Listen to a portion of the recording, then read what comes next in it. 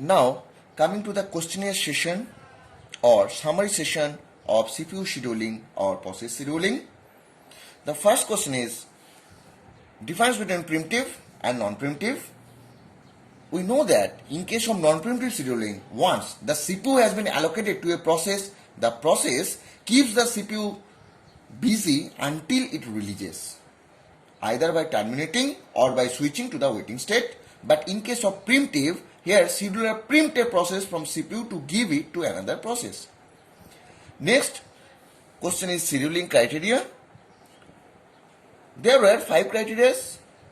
Number 1 was CPU utilization, that means keep the CPU busy 100% of the time with useful work. Next was throughput, means number of process per time unit. Next there was turnaround time, interval time from the time of submission of a process to the time of completion. Next was waiting time, waiting in the ready queue. And next was response time, time from the submission of a request until the first response is produced. These were the scheduling criteria. Now, short note on FCFS, SJF, round robin priority, multi-level queue and multi-level feedback queue. In FCFS, the jobs are scheduled in the order they are received. CPU is allocated to the process at the head of the ready queue.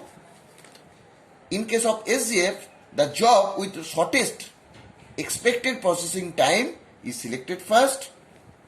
In case of SRTF, here the job with shortest expected processing time is selected and we have to consider its remaining time also. Next there was priority. Here each process assigned a priority value. The process with the highest priority is selected from the ready queue for execution. If more than one process have the same priority, then FCFS algo was used. Next there was round robin. In round robin, the processes are executed for a given time slice. Next there is multi-level queue scheduling. Multi-level queue scheduling partitions the ready queue into several separate queues. The process are permanently assigned to one queue based on the memory size, process priority, process type, and we see that each queue has its own scheduling algorithm. Next there was multi-level feedback queue. It allows a process to move between the queues. The processes were given a time slice to execute. When it cannot finishes its execution with its predetermined or given time slice, it will be given another 16 nanoseconds for execution. There will be some process who will execute and there are remaining process who cannot be executed at that time. The remaining process will be given another 24 nanoseconds to get execute. That is called multi-level queue scheduling. Now, disadvantage of priority. Disadvantage of priority is that the process with the assigned priority will get execute first.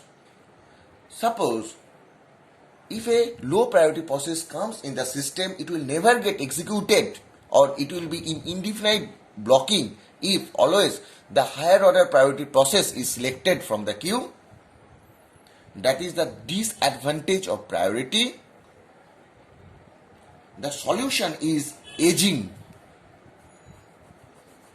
Aging means gradually increasing the priority of jobs that wait in the system for a long time. It is a remedy of indefinite blocking that is caused by priority scheduling. And we have solved a numerical problem. There were 4 processes and we have to calculate the average waiting time and turnaround time. So next there is another question, that is convoy effect.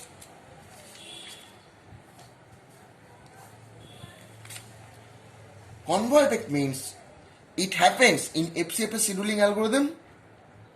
Here all process wait for one big process to get off the CPU. This effect result in lower CPU and device utilization. This is called convoy effect, and by this way we finishes the process scheduling module.